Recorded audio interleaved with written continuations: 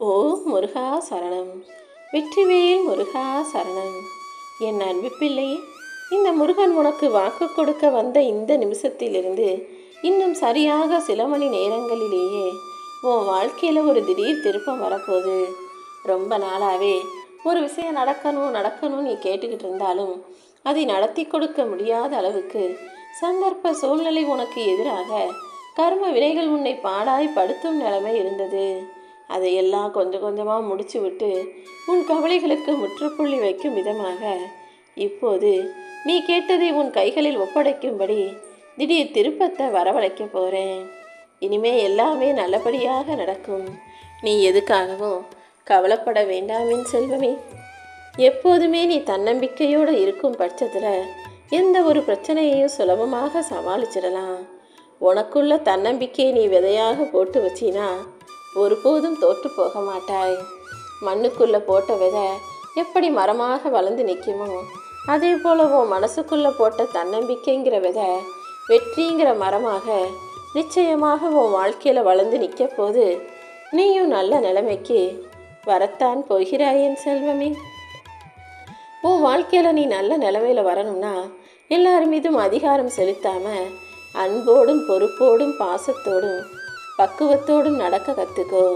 அடுத்தவங்களுக்கு என்ன தேவை, அடுத்தவங்களுக்கு என்ன கொடுத்தா சந்தோஷப்படுவாங்கன்னு புரிஞ்சுக்கிட்டு அதை சரியாக செய்யக்கூடிய அளவுக்கு திறமை உனக்குள்ளே இருந்தாதானே உனக்கு அதிகாரமும் பொறுப்பும் வந்து சேரும். எல்லாருக்கும் எல்லாத்தையும் நான் கேட்டது போல் கொடுத்துட முடியாது. ஏன்னா ஒவ்வொருவருக்கும் அதற்கான தகுதியும் திறமையும் இருக்கா. நம்ம கொடுக்குறத அவங்க சரியாக தக்க வச்சுக்குவாங்களான்னு பார்த்து தான் ஒவ்வொருவருக்கும் விருப்பப்பட்டதான் அவங்க கைகளில் கொடுக்குறேன். அப்படிதான் நீ விருப்பப்படுவதையும் உன் கைகளில் சேர்ப்பதற்கு முன்பாக உன் தகுதியையும் திறமையையும் அதிகப்படுத்துவதற்காகவே இப்போது உன் அப்பன் முருகன் உன்கிட்ட வந்து பேசிக்கிட்டு இருக்கேன். அளவுக்கு அதிகமாக எல்லா விஷயங்களிலும் ஏமாற்றங்களை பார்த்ததால இப்போ உன் மனசு எதையுமே எதிர்பார்க்காம எல்லா விஷயங்களின் மீதும் ஒரு வெறுப்பும் சலிப்பும் கொண்டு வாழ்க்கை ஏதோ கடமைக்கு நீ வாழ்ந்துக்கிட்டு இருக்கான்னு எனக்கு தெரியும். எதன் மீதும் ஆசைப்படாமல் எதை பார்த்து ஏங்காத அளவுக்கு உன் மனசு இறுகி கல்லாக போயிடுச்சு. இப்போல்லாம் பெருசாக நீ எதுக்கும் ஆசைப்படுறதில்ல, எதிர்பார்க்குறதில்லன்னு எனக்கு நல்லா தெரியும் என் செல்வமே. யார் யாரோ நான் உன் கூட இருப்பேன்னு சொல்லிட்டு இப்போது அவர்களது நினைவுகளை மட்டும் உனக்கு கொடுத்துட்டு அழுக வச்சுட்டு போயிட்டாங்களா? மனிதர்கள் வேணும்னா உன்னை விட்டு விலகி போவாங்க, கைவிட்டு ஏமாற்றுவார்கள், துரோகம் செய்வார்களே தவிர இந்த முருகன் ஒருபோதும் உனக்கு ஏமாற்றத்தையும் துரோகத்தையும் செய்ய மாட்டேன். நிச்சயமா உன் வாழ்நாள் முழுவதும் உன் கூடவே இருந்து உனக்கு தேவையான எல்லா உனது விருப்பங்களையும் நான் நிறைவேற்றி காட்டுவேன் என் செல்வமே. நீ பணக்காரனாக ஆகாட்டியும் பரவாயில்ல, கடனாளியாக மட்டும் ஆகக்கூடாதுங்கிறதுல எப்போதும் உறுதியாக இரு. ஏன்னா பணம் இன்னைக்கு வரும், நாளைக்கு போகும். இன்னைக்கு இல்லைனாலும் நாளைக்கு அது உன் வாழ்க்கையில் வரதான் போகுது. அதற்கு முன்பாக நீ பணத்தை சம்பாதிக்கணும்னு நினைக்கணுமே தவிர கடனை சம்பாதிச்சு வைக்காதே. கடன் வாங்கி அதை வாங்கி இதை வாங்கி வாழ்க்கையில் உன்னை ஆடம்பரமாக அழகான வாழ்க்கையை வாழ்கிற ஆளாக காட்டிக்கணும்னு நினைக்காம இருக்கிறத வச்சு சமாளித்து வெளியே பார்க்குறவங்களுக்கு உன்னை பார்க்கும்போது எப்படி வேணா தெரியட்டும். நீ சிக்கனமாக வாழ்கிறன்னு நினைக்கட்டும் அல்லது கஞ்சத்தனமாக இருக்கிறன்னு நினைக்கட்டும். யார் எப்படி நினச்சாலும் கவலைப்படாத. ஏன்னா நீ கஷ்டப்படும் போது உனக்காக வந்து யாரும் எதுவும் செய்ய போகிறதில்ல. நீ கடனாளியாக நிற்கும்போது யாரும் வந்து உனக்காக உன் கடனை அடைக்க போகிறதும் இல்லை. அப்படி இருக்கும்போது நீ எதுக்காக மற்றவங்களுக்காக உன் வாழ்க்கையை ஆடம்பரமாக வாழணும்னு நினைக்கிற? உன் வாழ்க்கையை உனக்கு பிடிச்ச மாதிரி நீ வாழலாம். அடுத்தவங்ககிட்ட இருக்கிறத பார்த்து, அடுத்தவங்க வாங்குகிற பொருட்களை பார்த்து, அடுத்தவர்களுடைய வாழ்க்கையை பார்த்து அதே போல் நீ அமைச்சுக்கணும்னு ஒருபோதும் நினைக்காதே. உன் வாழ்க்கையை நீ வாழ்வது சுலபம், அடுத்தவனை போல வாழணும்னு நினைக்கிறது மிகவும் கஷ்டம் என் செல்வமே. அடுத்தவனை போல வாழணும்னு நினச்சினா கண்டிப்பாக கடன் வாங்கி கஷ்டப்படத்தான் வேணும். அதுக்கு பதிலாக கொஞ்சம் கொஞ்சமாக சேர்த்து வை. சேமிப்பு எப்போதுமே சிறு துளியாக இருந்து பெரு வெள்ளமாக மாறும். கொஞ்சம் கொஞ்சமாக நீ சிக்கனம் பிடிச்சி சேர்த்து வைக்கும்போது அது நாளைக்கு மிகப்பெரிய அளவில் சொத்தாக மாறி சுகத்தை உனக்கு கொடுக்கும். நீ நிம்மதியாக யார் கையையும் எதிர்பார்க்காம சந்தோஷமாக வாழ முடியுங்கிறத புரிஞ்சுக்கோ. ஒவ்வொரு மனிதனுக்கும் மதிப்புங்கிறது அவன் செய்யும் செயலால் நிர்ணயிக்கப்படணுமே தவிர அவன்கிட்ட இருக்கக்கூடிய காசு பணத்தால் நிர்ணயிக்கப்படக்கூடாது. மனிதர்கள் உன் குணத்துக்காகவும் உன்னுடைய செயலுக்காகவும் உன் நடத்தைக்காகவும் உனக்கு மதிப்பு தரணுமே தவிர உன்கிட்ட இருக்க காசு பணத்தை வச்சு மதிப்பும் மரியாதையும் கொடுத்தா அது குப்பைக்கு தானே சமம். ஏன்னா காசு பணத்தை விட நீ உயர்வான பிறவி, நீ மனித பிறவி, அற்புதமான செயல்களை செய்யக்கூடிய மனிதன். உனக்கு மதிப்பு கொடுக்காம பணத்துக்கு மதிப்பு கொடுக்குறவங்க உன் வாழ்க்கைக்கு தேவையே இல்லைன்னு தூக்கி எறி. அதே போல் இன்னொரு விஷயம், ஒருத்தருக்கு ஆதரவாக பேசுகிறேன்னு சொல்லி இன்னொருத்தருக்கு எதிரியாக யாரையும் பகைச்சிக்காதே.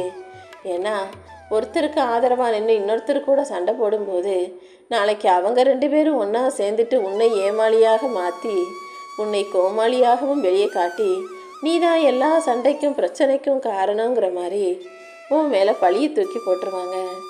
எப்போவுமே 2 பேருக்கு சண்டையோ பிரச்சனையோ மனஸ்தாபமோ வரும்போது நீ நடுவில் நின்று சமமாக சரியாக பேசணுமே தவிர ஒருத்தருக்கு ஆதரவாகவும் இன்னொருவருக்கு எதிராகவும் ஒருபோதுமே பேசாதே என் செல்வமே.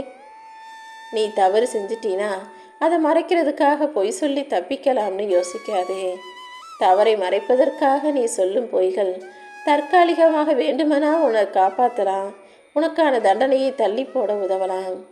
ஆனால் என்னைக்கு இருந்தாலும் சரியான நேரத்தில் நீ சொன்ன பொய் வெளிவந்து இந்த ஆண்டவன் உனக்கு தண்டனை கொடுப்பதிலிருந்து நீ தப்பிக்க முடியாது. உண்மை எப்போதுமே வெளியேறும். பொய் என்னைக்கு இருந்தாலும் ஒரு நாள் வெளிவந்தே தீருங்கிறத நீ மறந்துடாத. முன்னெல்லாம் பணமா பாசமானு கேட்டால் பாசம்னு சொல்லுவாங்க. ஆனால் இப்போதெல்லாம் பாசத்தின் அளவே நிர்ணயம் செய்வதே பணமாக மாறிடுச்சு. காசு பணம் இருக்கிறவன் மேலே வைக்கிற பாசங்கிறது இல்லாதவன் மேலே மனிதர்களுக்கு வரவே மாட்டேங்குது. நானும் பார்த்துக்கிட்டே இருக்கேன். எல்லா மனிதர்களையும் நான் தான் படைத்தேன், காசு பணத்தையும் நான் தான் படைத்தேன். ஆனால் வசதி இருக்கிறவன் நல்ல வருமானம் வரவன்கிட்ட பேசுகிற, நல்லா பேசி பழகி சிரிக்கிற மனிதர்கள் காசு பணம் இல்லாதவனுக்கு அந்த அளவுக்கு மதிப்பையும் மரியாதையும் கொடுக்க ஏனோ தயங்கத்தான் செய்கிறாங்க. நீ ஒருபோதும் யாருடைய காசு பணத்தையும் செல்வத்தையும் வச்சு மதிப்பு மறக்கூடாது என் செல்வமே. நினச்ச வாழ்க்கை சில பேருக்கு தான் கிடச்சி சந்தோஷமாக வாழ்கிறாங்க. பல பேர் நினச்ச வாழ்க்கை கிடைக்கலையேன்ற துன்பத்திலேயே வாழ்பவர்களாக இருக்காங்க.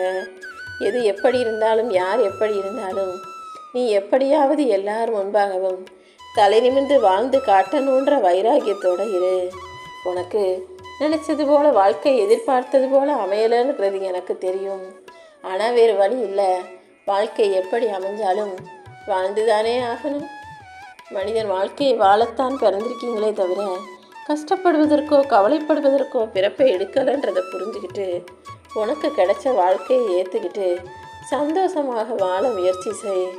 கூடிய சீக்கிரம் நிஜமாகவே நிலையான சந்தோஷம் உனக்கு கிடைக்கிறதுக்கு என்ன செய்யணுமோ அது அத்தனையும் நான் செய்யவேன். அதற்கான மாற்றங்களையும் திருப்பங்களையும் தான் இன்னும் சற்று நேரத்தில் நான் உருவாக்க போகிறேன். நீ சந்தோஷமாக இருந்தால் எல்லார்கிட்டையும் நல்லா பேசுகிற, ஆனால் சோகமாக இருக்கும்போது யாரிடமும் வாய்க்கூட திறப்பதில்லை என்பது எனக்கு தெரியும். அதுவும் நல்ல விஷயந்தான். சோகமாக இருக்கும்போது கவலையில் இருக்கும்போது எல்லார்கிட்டையும் போய் உன் வருத்தத்தை சொல்லி நீயே உனக்குள்ள உன்னுடைய பலவீனத்தை வெளியே காட்டிக்கொள்வதற்கு பதிலாக அமைதியாக இருப்பது தான் சரியானதாக இருக்கும். சில பேருக்கு உன்னுடைய அன்புங்கிறது தொல்லையாக இருக்குது. ஆனால் ஒரு சிலர் உன் அன்புக்காக எங்கும் மனிதர்களாக இருக்காங்க.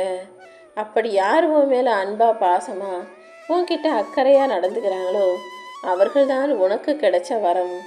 அப்படி வரமாக இருக்கும் மனிதர்களை கூட வச்சுக்கிட்டு உனக்கு பிடிக்காத உன்னை பிடிக்காத மனிதர்களை சாபமாக நினச்சி தூக்கி எறிஞ்சிடு. தனக்கு வந்தால் வழின்னு சொல்கிற மனிதர்கள் உனக்கு ஒரு கஷ்டம்னா உன் தலைவிதி நீ அனுபவிச்சு தான் ஆகணும்னு சொல்கிறது எப்படி சரியாக இருக்கும்? எல்லாத்தையும் போய் எல்லார்கிட்டையும் சொல்லிக்கிட்டே இருக்காத. நீ என்னவோ உன் கஷ்டத்தை சொல்கிற, வருத்தத்தை சொல்கிற. ஆனால் கேட்குறவங்க நீ செஞ்ச தப்புக்கு தலைவிதி அனுபவிச்சு தான் ஆகணும்னு ரொம்ப சாதாரணமாக சொல்லும்போது உன் மனசு எவ்வளவு கஷ்டப்படுதுன்றது எனக்கு தெரியும். உன்னை தேடுபவர்கள் இப்போது குறைந்து போய்விட்டார்கள். யாருமே உன்னை தேடுற அளவுக்கு யார் வாழ்க்கையிலேயே நீ முக்கியமாக இல்லாத ஆளாக போயிட்ட. யார் உன்னை தேடினாலும் தேடாட்டியும் நீ கவலைப்படாதே என் செல்வமே. என் வாழ்க்கையில் நான் எப்போதும் என் அப்பன் முருகனை தான் நம்புகிறேன்னு நீ தைரியமாக சொல்லிக்கொண்டு உன் வாழ்க்கையை வாழும்போது நானே உன்னை தேடி வந்து பார்ப்பேன். உன் வாழ்க்கையில் நீ யாரை பார்க்கவே கூடாதுன்னு நினைக்கிறியோ அவங்கள தான் இந்த காலமும் சூழ்நிலையும் மறுபடியும் மறுபடியும் உன் கண்களில் காட்டும். அப்படி உனக்கு பிடிக்காத மனிதர்களை நீ சந்திக்க நேரும்போது ஒரு சிரிப்பு சிரிச்சிட்டு தான் கடந்து போயே. நீ சிரிக்கிற சிரிப்புலையே அவங்க மனசு நொந்து சாகணும். அந்த அளவுக்கு யாருக்கும் நீ வார்த்தைகளால் பதிலடி கொடுக்காம முகத்தை திருப்பிக்கிட்டு போகாம உனக்கு பிடிக்காதவங்களையும் பார்த்து உன்னை பிடிக்காதவங்களையும் பார்த்து சிரிக்கும்போது அவங்க அதை நினச்சே 2 நாள் தூக்கம் இல்லாமல் யோசிச்சுக்கிட்டு கிடப்பாங்க. அதுவே கூட நீ அவர்களுக்கு கொடுத்த பதிலடியாக இருக்கும் அல்லவா? யாரையுமே பதிலுக்கு பதில் பேசி சண்டை போட்டு தான் கஷ்டத்தை கொடுக்கணும் சங்கடத்தை கொடுக்கணும்னு இல்லை. உன்னுடைய சிரிப்பு கூட மற்றவர்களுக்கு வலியையும் கொடுக்கும்ன்றத நீ புரிஞ்சுக்கோ. உனது சந்தோஷத்துக்காக மட்டும் நீ நிம்மதியாக இருக்கணும், நீ நல்லா இருக்கணுன்றதுக்காக மட்டும் மனிதர்களை சொந்தக்காரங்கன்னு சொல்லிக்கிட்டு தேடி போகாதே. எல்லாரும் நல்லா இருக்கணும், அடுத்தவங்களுக்கு ஒரு கஷ்டம்னா போய் ஆதரவு சொல்லணுன்ற எண்ணத்தோடும் அடுத்தவர்கள் துன்பப்படும் போது நான் உங்களுக்காக இருக்கேன்னு சொல்லக்கூடிய உறவாகவும் நீ இருந்துவிடு என் செல்வமே. உன் தேவைக்கு நீ எப்படி உறவுகளை எதிர்பார்க்குறியோ, நீ கஷ்டத்தில் இருக்கும்போது யாராவது வந்து ஆறுதல் சொல்லணும்னு எப்படி எதிர்பார்ப்பியோ அதே போல தான் மற்ற மனிதர்களும். உன்கிட்ட காசு பணம் பெருசாக எல்லாரும் எதிர்பார்க்கலைனாலும் ஒரு அன்பான ஆதரவான ஆறுதல் வார்த்தைகளை எல்லார் மனசும் கேட்குறதுக்காக இயங்கிக்கிட்டு தான் இருக்குன்றதை புரிஞ்சுக்கோ. நீ கடைசி வரைக்கும் எப்போதும் எல்லாரிடத்திலும் அன்பாக பேசக்கூடிய அழகாக பழகக்கூடிய நல்ல பிள்ளையாக இரு. உன் பிரச்சனைகளுக்கு எல்லாம் தீர்வு கிடைக்கணும்னா முடிஞ்ச வரைக்கும் மௌனமாக இரு. மகிழ்ச்சியாக நீ உன் வாழ்க்கையை வாழும்போது பல பிரச்சனைகள் காணாமல் போயிடும். அப்படிப்பட்ட மகிழ்ச்சியை உனக்கு கொடுப்பதற்காக தான் சின்ன சின்ன விஷயங்களுக்கும் சின்ன சின்ன சந்தோஷங்களுக்கும் சிரிக்க பழகுன்னு சொல்கிறேன். நீ சிரிக்க ஆரம்பிக்கும் போது உன் வாழ்க்கையில் பல சிந்தனைகள் தேவையற்ற பிரச்சனைகள் நிச்சயமாக காணாமல் போய் நீ நிம்மதியாக வாழ்வதற்கான வழி பிறக்கும் என் செல்வமே. உனக்கு சொந்தம்னு சொல்லிக்கிறதுக்கு பல பேர் இருந்தாலும் நீ தனியாகவே நிற்க வேண்டிய கட்டாயத்தில் எல்லாத்தையும் சகிச்சுக்கிட்டு வாழ்ந்துக்கிட்டு இருக்க. சொந்தக்காரங்களெல்லாம் வெறும் சொந்தம்னு சொல்லிக்கிறதுக்காகவும் 4 விசேஷத்துக்கு மட்டும்தான் வர்றாங்களே தவிர உனக்கு ஒரு கஷ்டம் பிரச்சனைனா வழிகாட்டவும் வழி சொல்லவும் யாருமே இல்லைன்னு எனக்கு நல்லா புரியும். உனக்கு உதவி செய்ய வழிகாட்ட மனிதர்கள் இல்லை என்றால் என்ன? உன் அப்பன் முருகன் நான் இருக்கேன். நீ ஒருபோதும் எதுக்காகவும் வருத்தப்படாத. உண்மையாக உழைப்பை செய்யக்கூடிய உனக்கு உன் வாழ்வில் உயர்வை தர வேண்டியது உன் அப்பன் முருகன் என்னுடைய பொறுப்பு தானே. நீ விடாமுயற்சியை விடாமல் செஞ்சும்போது நீ இழந்தது எல்லாமே மீண்டும் நிச்சயமாக உனக்கு திரும்ப கிடைக்கும். அதுவும் தன்னம்பிக்கையும் விடாமுயற்சியும் சேரும்போது தோல்வி கூட உன்னிடம் தோற்று போகும். நீ எதிர்பார்த்ததை விட வெற்றிகரமான சந்தோஷமான மகிழ்ச்சியான வாழ்க்கையை உன் அப்பன் முருகன் நிச்சயமாக உனக்கு கொடுத்தே தீருவேன்.